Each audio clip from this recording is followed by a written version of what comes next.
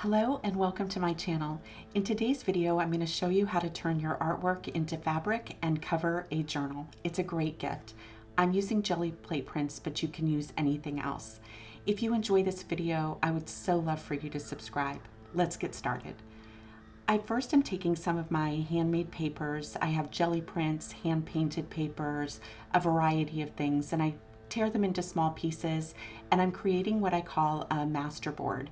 I'm just attaching these photocopied prints of my art papers and attaching them to this master board. I'm then going to trim the edges and I'm going to put this through my printer and I'm going to turn it into fabric. So let me show you how I did that. I'm using this inkjet 100% cotton fabric, and I printed several pieces of fabric with my designs. The next thing that I'm going to do is show you that this is the journal I'm going to be working with.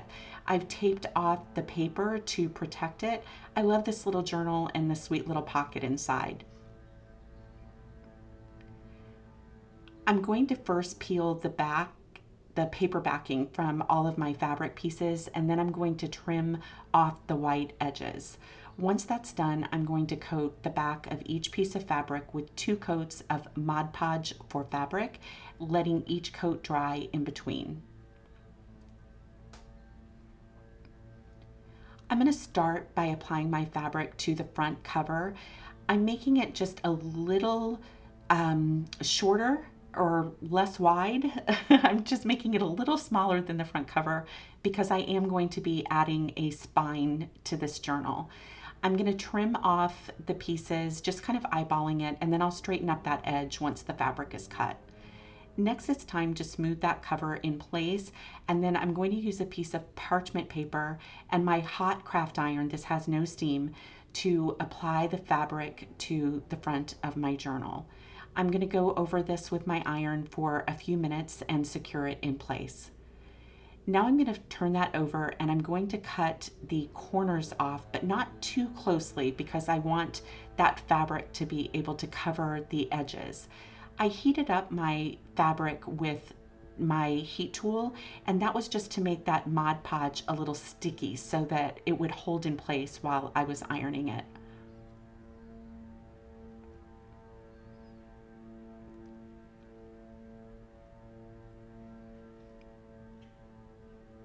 The corners can be a little tricky, but again, if you just heat that fabric up a little bit so that it's sticky, then that Mod Podge will hold it in place. I just want to make sure that those corners are covered.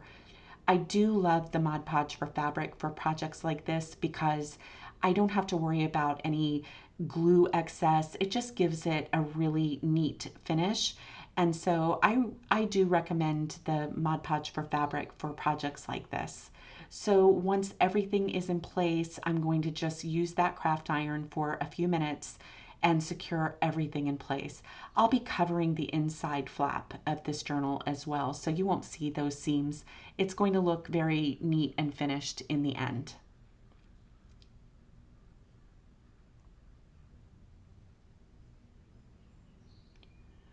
I'm now doing the back cover as well, again, making that fabric just a little bit shorter so that I've got a space for my spine. On the back cover, there is a little pocket, and I had to decide how I was going to attach this fabric. And I decided to kind of tuck it into that fold of the pocket. And so again, I heated up my fabric a little bit to make it sticky. And then I am just tucking the fabric underneath and into that fold so that it looks nice and neat when it's all applied. Just take your time with this process. I'm kind of bending that pocket a little bit, but it's not going to make much of a difference when we're done, and you'll see that in the end. Using my parchment paper, I'm actually ironing first over even the paper pocket. This craft iron is super hot and it's going to secure it really nicely. So now you can see that looks really neat. For the spine, I chose another design that was printed on fabric and I cut a piece to use as the spine. I really like the contrast of it and I think it makes it look more like an old book. And so I just played with the positioning of this, and once it was in place, I did make it a little bit longer than the book, and you'll see why. So I tried to make it as even as possible as I could on each side, and then once that was in place, I ironed it onto the front, and then I also then turned it around and ironed it on the back. I didn't really iron on the side of the spine because it really wasn't necessary, and it keeps it flexible. So once everything was in place, I could even lift it up a little bit to play with the positioning. And I just want to make sure that I use that iron and make sure the fabric is absolutely secure. To address the little flap that's in the center, I wanted to be able to tuck that down into the spine, the inside spine of the book. So I cut little flaps, trimmed my flaps, and then using a tool, I pushed that long flap into the inside of the spine, making sure that it was long enough that there was no risk of it ever popping out when the book is opened or closed. Next, I addressed the flaps that were from the spine, and we're going to be covering those up, so no need to worry about that. I'm just going to position those in place and use my iron to secure them.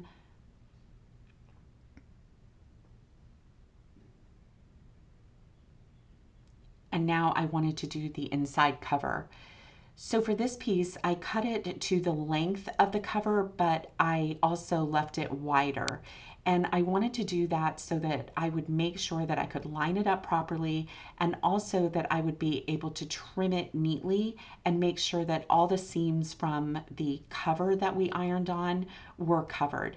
So to do this, I kind of turned my precision tip scissors at an angle to kind of undercut the fabric just at the edge.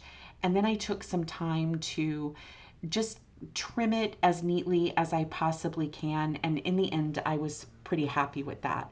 You can just take your time with this, and those precision tip scissors help this process go very smoothly.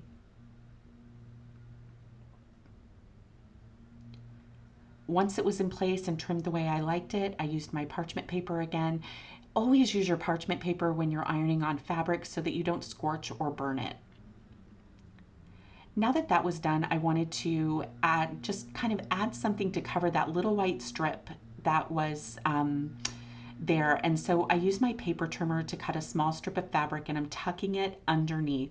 I've lined it up with the top of the book, but left an excess flap at the bottom so that I could trim that neatly. I'm just going to tuck my parchment paper in there and take my time. I've actually ironed for a few minutes, much longer than you're seeing here on camera. Once everything was there, I went ahead and ironed that flap and trimmed it as neatly as I possibly could, and I think that looks better. So for the pocket, I went ahead and measured the size and cut it just a little bit smaller. I wanted that white edge so that you would notice that it was a pocket and not just a covered back cover. So I hope that makes sense. I ironed that in place, and now that that pocket was done, I really love how that turned out. It was finally time to take off the tape. This is actually a delicate surface tape, so I knew it wouldn't harm the papers when it was removed. So there was a little ribbon inside, and I went ahead and put that in place, and now our journal is covered with my artwork. I hope you'll try this project, and if you enjoyed it, let me know. Please like, subscribe, and share. Happy creating, and I'll see you soon.